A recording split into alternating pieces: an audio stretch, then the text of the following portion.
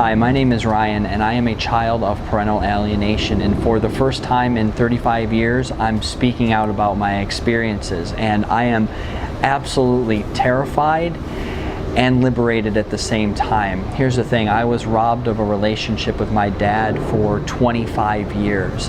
Everything this kind and caring man did was bastardized. I was born believing that he didn't really care about me. And that story was reinforced and manufactured every moment of my life for decades. My perception of him, my love for him was constantly tainted until the stress of it just really forced me to sever the relationship with my dad. And my mom cheered for her life's work of destroying my relationship with my dad.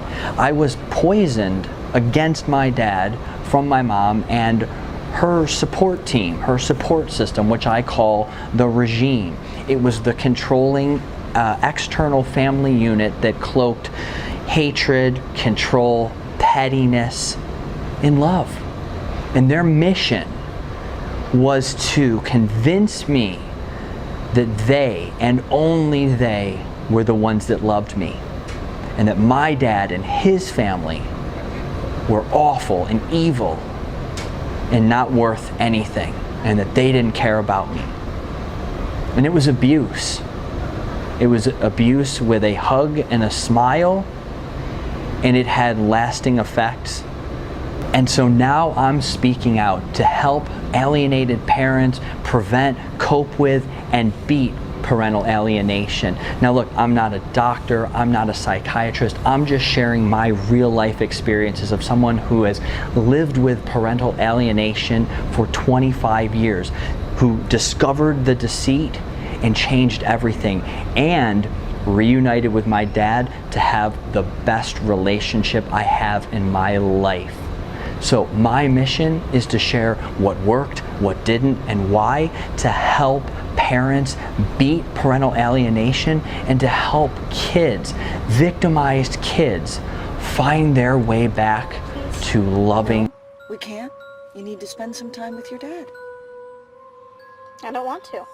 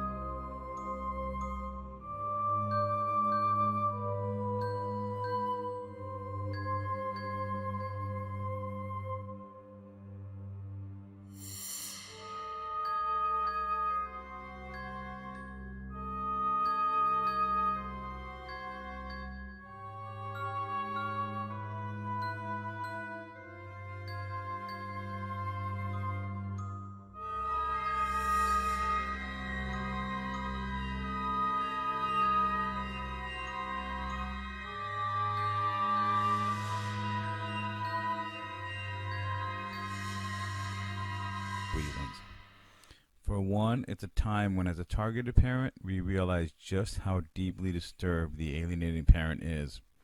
Both the alienating parent and the targeted parent know exactly what is happening and who is pulling the strings or making the calls. The disturbed parent has manipulated their child, but has the gall to say that it's all coming from the child, claiming that they don't know anything about it and that they're at a loss as to why the child is denying or refusing to go with the other parent. It's a moment of terror for most targeted parents because we suddenly realize what we are dealing with, and it's also so infuriating to us that a mother or father could possibly go this far to harm their own child. You eventually get to a point where you have to give up on trying to understand it. It's what I recommend to others who ask why and how a parent could do this to their own child. I tell them to stop trying to understand and stress how it's it's an impossibility for a healthy mind to fully understand the workings of a deeply disturbed one.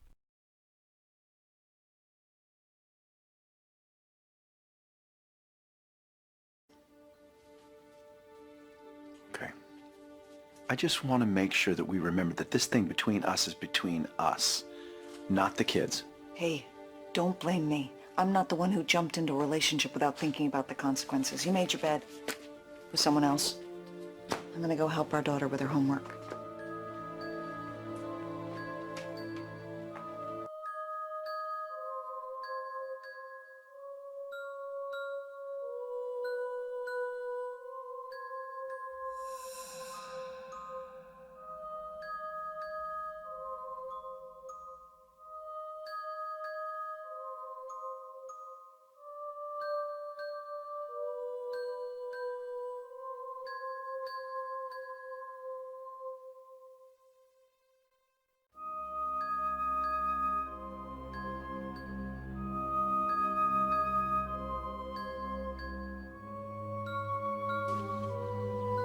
She didn't come.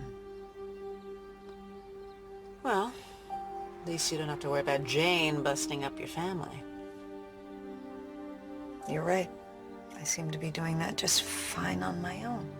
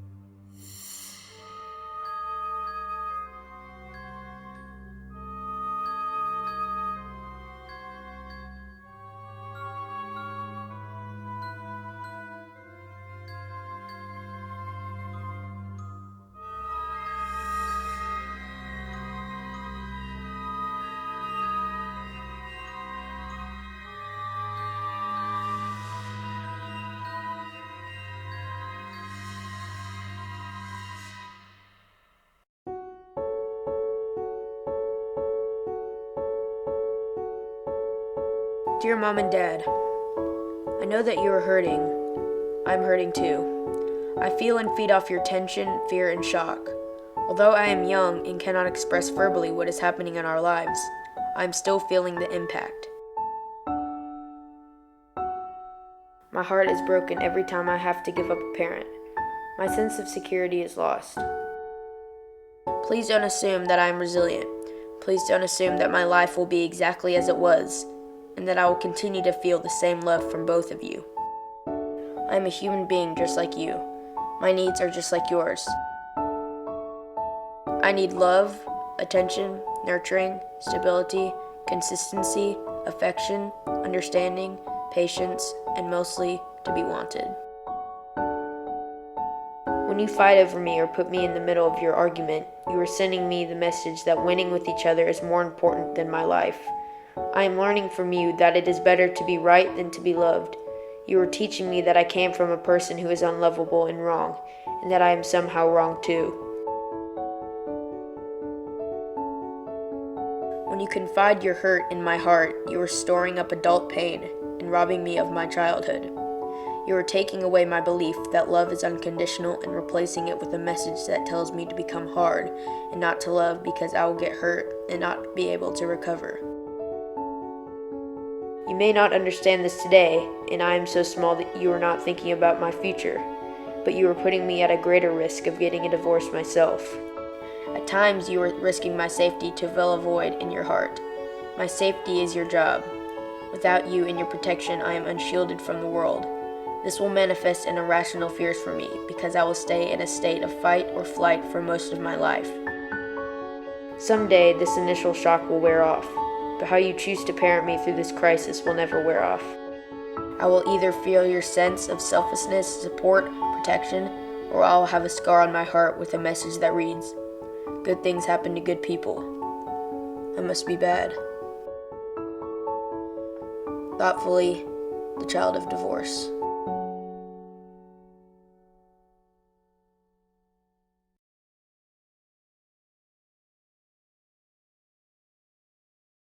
I also learned that many mothers and fathers who are targets of alienation were also victims of domestic violence. And we do have valid and reliable methods of assessment for abuse to protect children and family members who are victims of domestic violence. We rarely use them, but we could use them and demand that our institutions require certification and training of custody evaluators to use them, while still protecting the rights of parents to their children and not have discriminatory practices. Some have argued that equal parenting initiatives are just a father's rights issue, but I disagree. It's a social justice issue. When my sons grow up someday, and if they choose to have children, they won't have the same rights to their children as a mother does, unless we do something.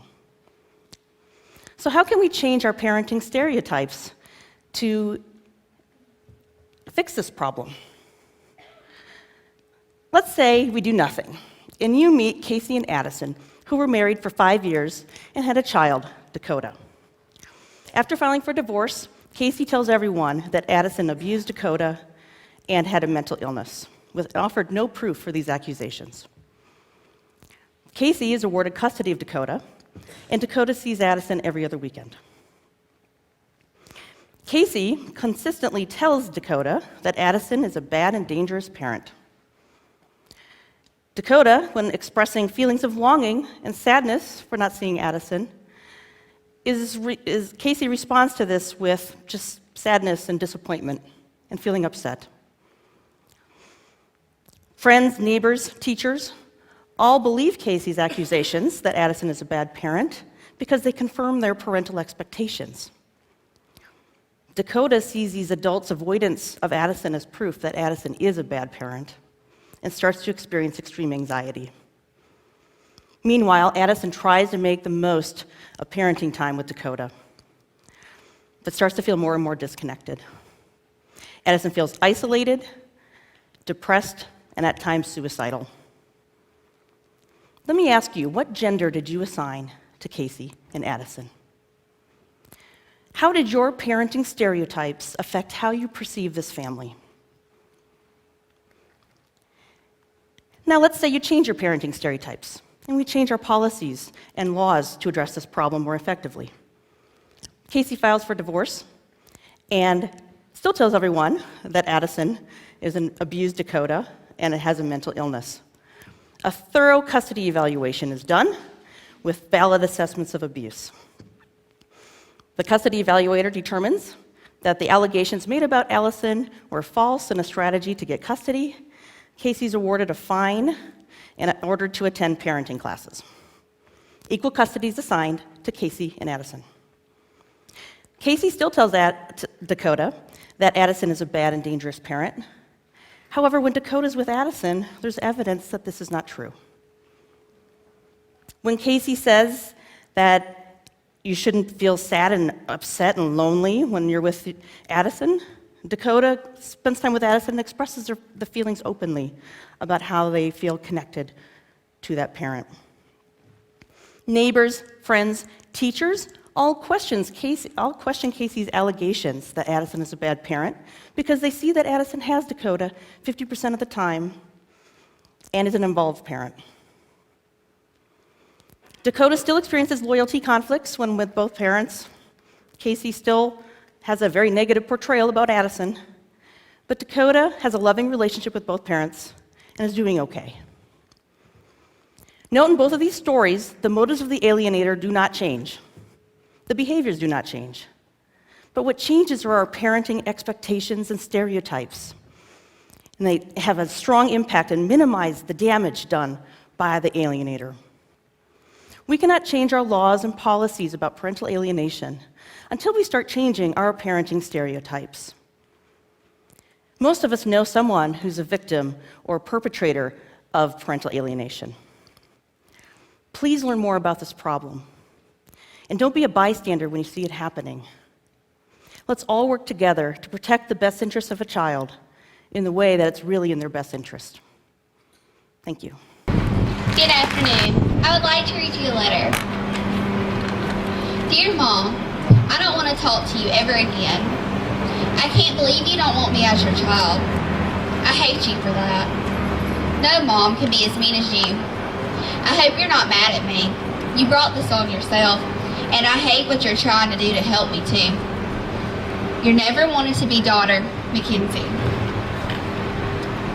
Thank you for allowing me to speak on behalf of many children in our state affected by parental alienation. Not only have I witnessed this type of abuse, but I've lived it. I wrote that letter 4 years ago when I was just 11 years old. In October of 2007, my brother and I were abruptly removed from my mother's custody, at which time she was arrested. All this happened because of a plan designed by my own father.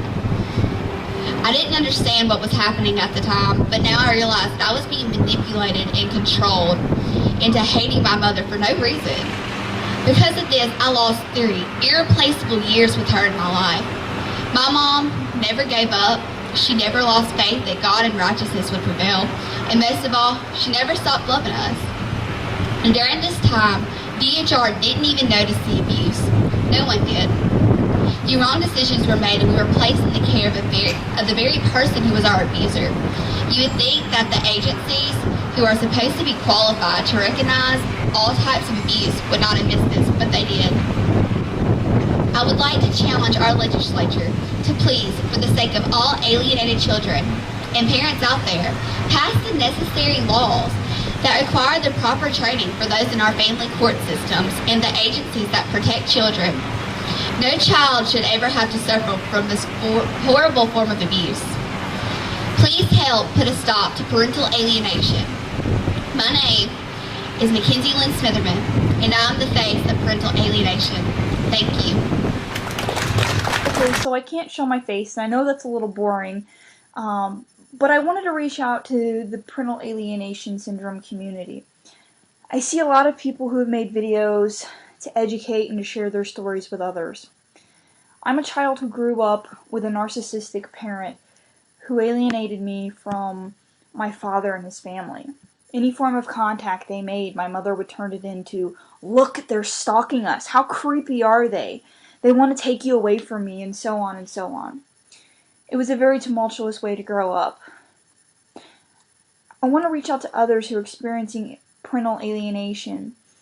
I've seen videos of parents, mostly dads, sharing their stories, telling what they're going through, and I'm like, wow, that is so my mother. In a way, I find it refreshing to know that I'm not alone. My mother wasn't the only lone crazy woman, and there are others. And then on the other side, I'm just devastated for the people who are going through this.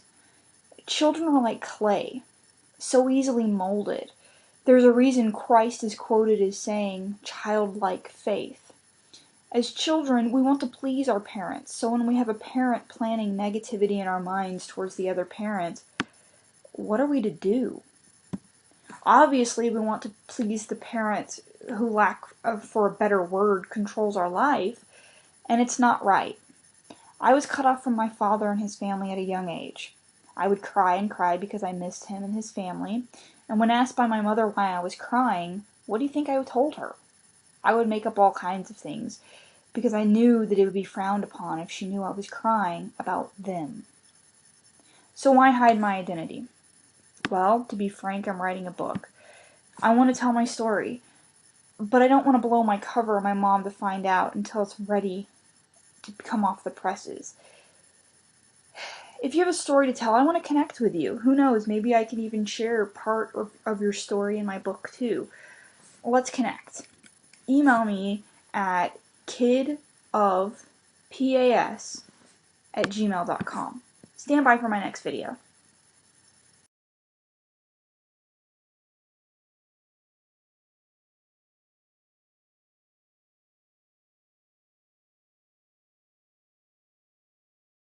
What city are you from?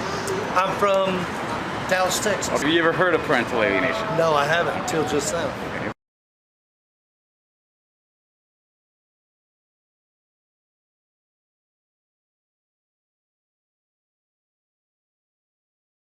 How long did your whole process take?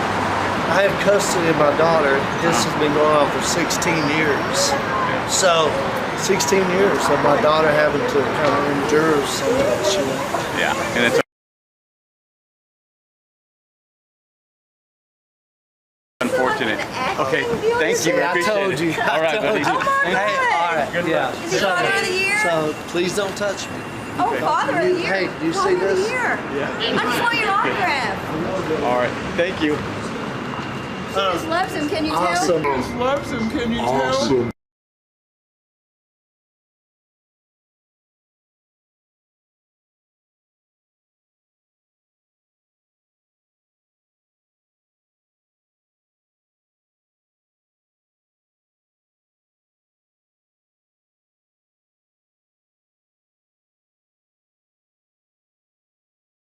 So, I told you this was going to... Hey, baby. Pat, you did the performance. Thank you, I'm thank telling you. Thank you for you showing should up for the really- first time in all these tell you, you years. did And it didn't do Academy anything Award. but hurt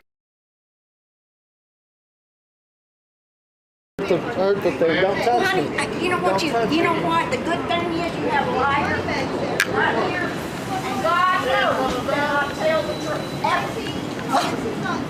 In it.